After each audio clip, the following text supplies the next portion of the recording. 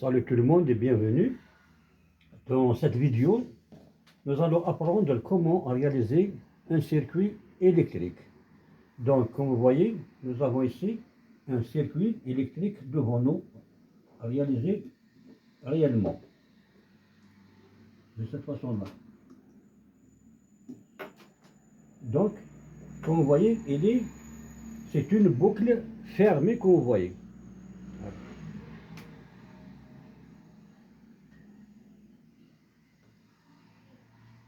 Donc, c'est une boucle fermée. Donc, il y a un point de départ et un point d'arrivée. Donc, le point de départ et le point d'arrivée, c'est un générateur, bien sûr la source du courant. Donc, cette réalisation, ou bien ce circuit électrique, donc il est composé d'un certain nombre de composants électriques.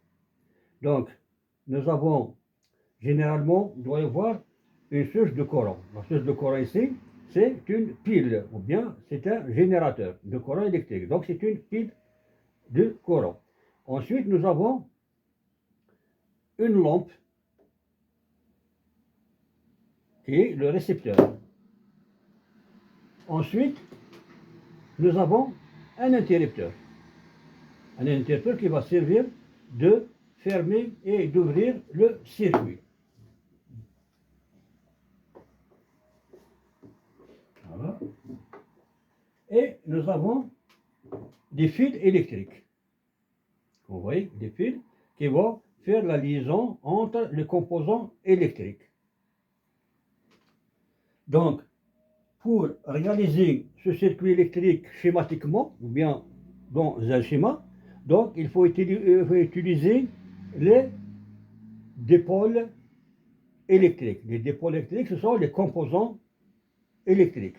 Donc, chaque dipôle, comme vous voyez, possède deux côtés, ou bien deux bornes.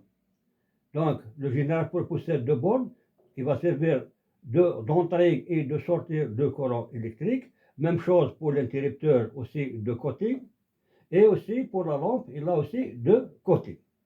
Donc, ce sont les dipôles que nous avons utilisés dans ce circuit électrique.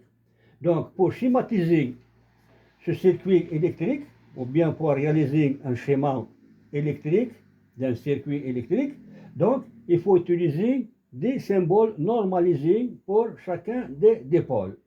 Par exemple, nous avons la pile, donc elle est représentée de cette façon-là. Donc le symbole normalisé de la pile est de cette façon. Donc le symbole symbolisé ou bien normalisé de générateur, il est représenté de cette façon. Nous avons le symbole normalisé de la lampe, il est représenté de cette façon. Et nous avons le symbole normalisé de l'interrupteur, il est représenté de cette façon. Circuit ouvert, ou bien interrupteur ouvert, et interrupteur fermé. Parce que nous avons dit l'interrupteur sert à ouvrir ou fermer le circuit. Et nous avons ici le symbole normalisé d'un moteur électrique. Donc, en utilisant ces symboles-là, on va réaliser un schéma électrique d'un circuit électrique.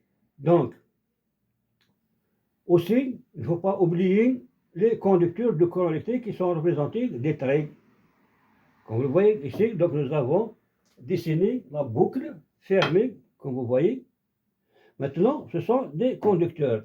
Maintenant, nous allons placer nos dipôles, ou bien les composants électriques qui vont servir pour la réalisation de notre circuit électrique. Donc, je vais mettre notre générateur électrique ici, qui est la pile. Voilà.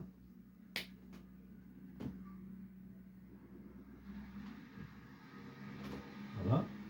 Donc, nous avons le plus et le moins. Et là, deux côtés. Nous allons aussi placer notre récepteur. Je vais placer ici. Voilà. Ce sont des symboles normalisés des composants électriques utilisés dans ce circuit électrique. Ensuite, comme on peut placer un interrupteur aussi avec son symbole normalisé. Donc il a aussi deux côtés. Voilà, de cette façon-là. Donc, comme ça, il est ouvert, donc le courant ne circule pas. Donc la lampe est éteinte. Comme ça, interrupteur fermé, le courant circule, lampe allumée.